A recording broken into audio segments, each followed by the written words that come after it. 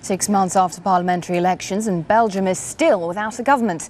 The root of the problem: how much autonomy should the Dutch and French-speaking populations have? Belgium is divided into two main regions, Dutch-speaking Flanders in the north and French-speaking Wallonia in the south. Mark Seddon reports now on the crisis that could split the home of the European Union. Crisis? What crisis?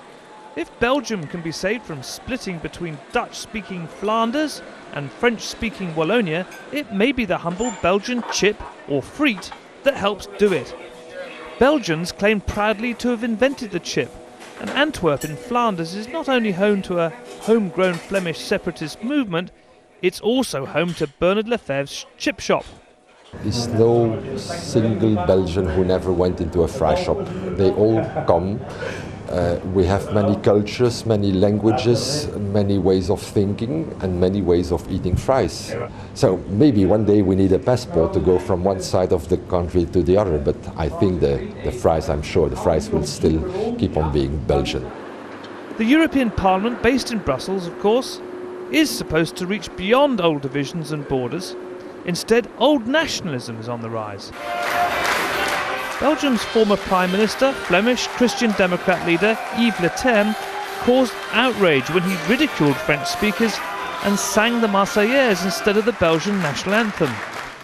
Now King Albert II has asked Flemish Liberal leader Guy Verhofstadt's centre-left coalition to form a caretaker government. Not that the King's intervention has broken the logjam. An empty chamber. Parliament hasn't managed to sit for 6 months. Veteran Belgian parliamentarian Herman de Croo has been trying to fix the problem for months.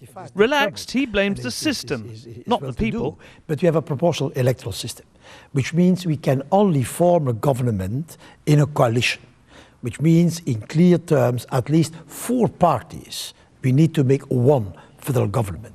And those parties that are coming from the south and from the north have a different attitudes, of course, have also different languages. And to reconcile 4 different tendencies to make one common coalition is difficult. Small parties holding Belgium to ransom, or a popular desire for divorce. I'm Belgic, so I'm also Flemish, because I come from Antwerp, but I don't think it would be a good thing.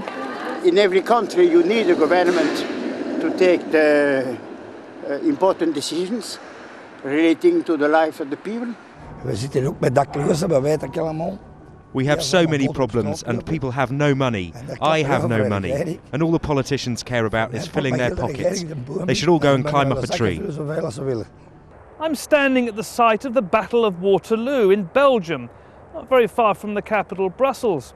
Now, this part of Europe has been fought over repeatedly, twice in the last century alone. But Belgium has survived war and occupation to face an altogether very different threat to its very existence today.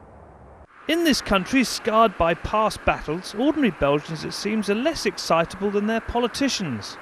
Mark Seddon, Al Jazeera, Belgium.